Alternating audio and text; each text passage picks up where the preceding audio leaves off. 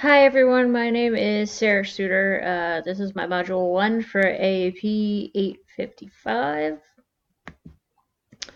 My education background, I have a master's in science in kindergarten through 12th grade physical education that I received from Eastern Connecticut State University.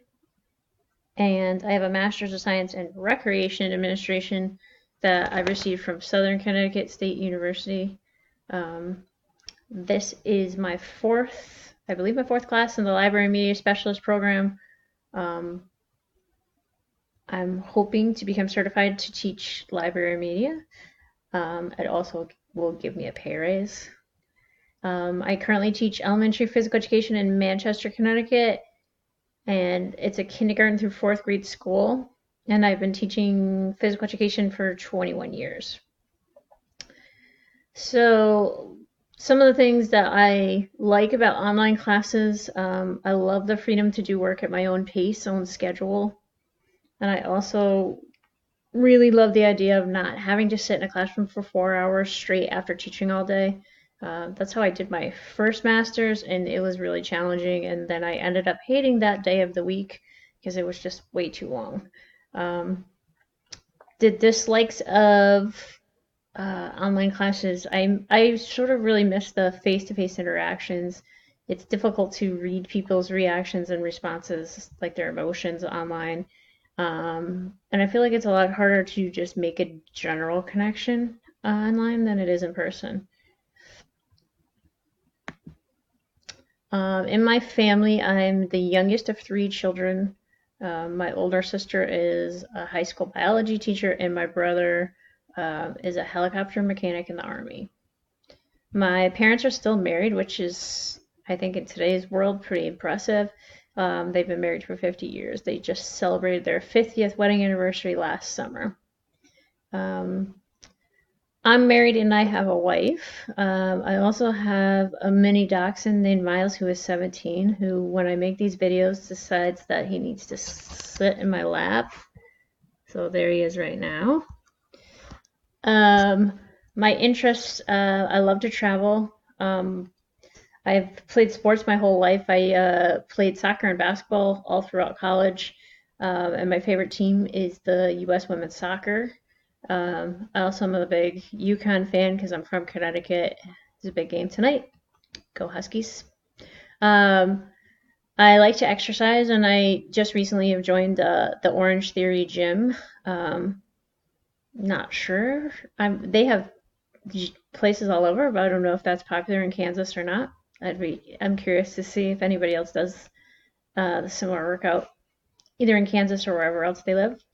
And I love reading. I especially love reading like mystery thrillers, psychological thrillers.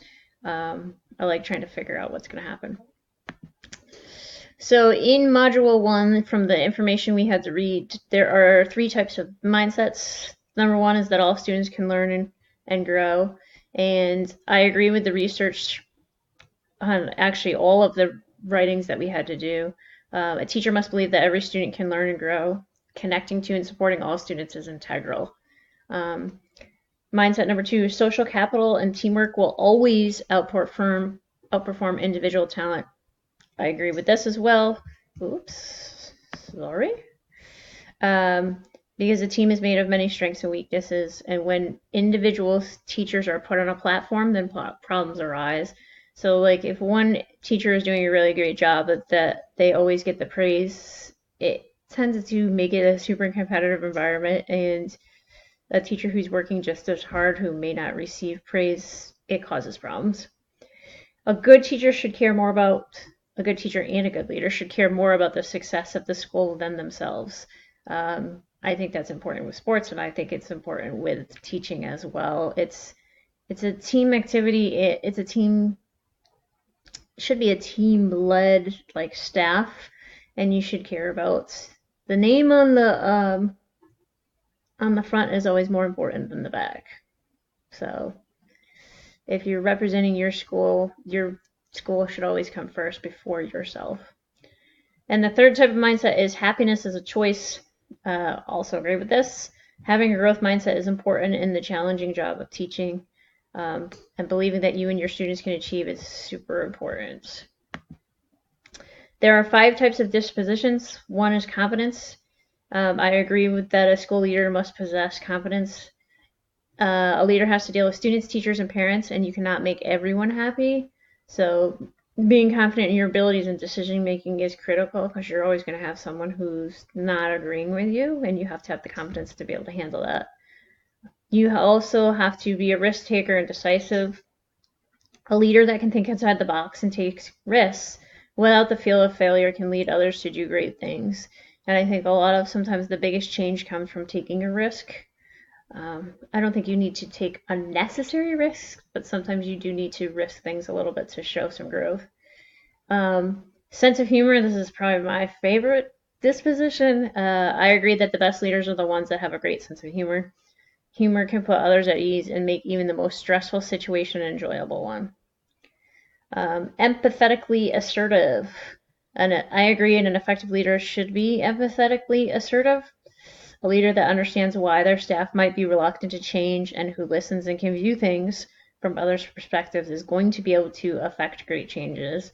I also think, unfortunately, a lot of recent trends in education have been to hire educators or administrators that look great on paper and they're super, super smart, but they don't have the interpersonal skills or the people skills to be empathetically assertive and be able to understand other people's views or sense when someone might not be agreeing with you, or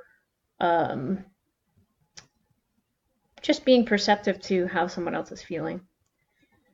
And the last type of disposition is a learner. I agree that a great leader is someone who is always learning, whether it's reading journal articles or analyzing other schools' successful data. A school leader should always be seeking more knowledge to share. There are 3 types of practices: focus and prioritizing. If you're a good school leader, you need to focus on what's most important, and a good leader can effectively determine what is the most important, focus on that. There are way too many components of the job that can bog someone down if they don't prioritize, so it's essential to be able to do that. Examining feedback and data. I agree, a good school leader needs to determine what data is necessary to focus on to make their school the best it can be. And the school leader should collect data from students, parents, and staff and analyze that data to make improvements. And the last type of practice is emotional intelligence. I agree that a great school leader needs to be emotionally intelligent. They should always be aware of how they treat others and how they respond to people in general. They should focus on positive interactions and treat people with respect and make them feel safe and valued. There are 8 principles of ethical leadership. First one is personal courage. School leader must have the courage to stand up for the best interests of their school, community, staff, and students. Another principle is public interest instead of self. A good school leader must put the needs of their students and staff before their own. Another principle is self-control, self-discipline, and integrity. To be a good ethical school leader, the leader must display positive morals and be a positive role model. Another one is task and employee centeredness. An effective school leader who practices ethical leadership focuses on the task at hand while also making sure the student and the teacher's best interests are represented. Continuing on, number 5 principle of ethical leadership, recognizing talent. A good ethical leader acknowledges when students and staff have talents. The leader should make sure to recognize these talents and maximize them so their talents are best suited to help others in the school. And another ethical principle is requiring high ethics from everyone.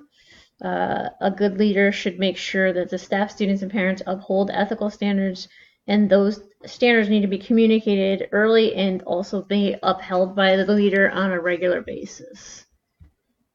The next principle of ethical leadership is sensitivity and understanding. An ethical leader makes sure to practice sensitivity and understanding to ensure equity amongst the school community. A good leader should accomplish this through educational and institutional practices. And the last one is inclusiveness. An ethical leader makes sure that everyone feels included so that trust can be built. And everyone should feel that their voices are being heard and that they are included in the decision-making process. When I'm critiquing my own thoughts, I'm thinking about the room that I have to grow when it comes to leader. I would say that I do not always have a growth mindset when it comes to educational ideas, and this is more so to do with not the idea that all students and staff have the ability to grow and achieve. It's more sometimes I get bogged down with some of the educational more of like the educational structure that we have to follow sometimes. I don't always feel like it's the best in the best interest for kids, and that bothers me. So sometimes I have a problem with that. Um, I also I'm not sure I have the confidence to be a leader and not question my decisions. It takes a lot of confidence to be a school leader, school administrator, and I feel like you always have people mad at you, and I'm not sure if I could handle that all of the time. Things I think I do well. I think I display all five dispositions of a leader, but the strongest are my sense of humor, being a continuous learner, and being empathetically assertive. I think when I'm a leader in certain groups at school, I always try to speak with all of the staff's best interests at hand. And I think because I'm not a classroom teacher, I can see lots of different perspectives and try to represent the best interests of the people I work with and for. The educational success of the school relies heavily on the school leaders. School leaders need to believe that all students can learn, and they need to lead ethically, have the right mindset, and display the right dispositions. A good leader builds trust with students, staff, and parents to ensure the school's success. So all of this really ties back into if you want your school to be successful, the leaders that are in charge have a big responsibility in that and their disposition and if they're leading with ethical morals.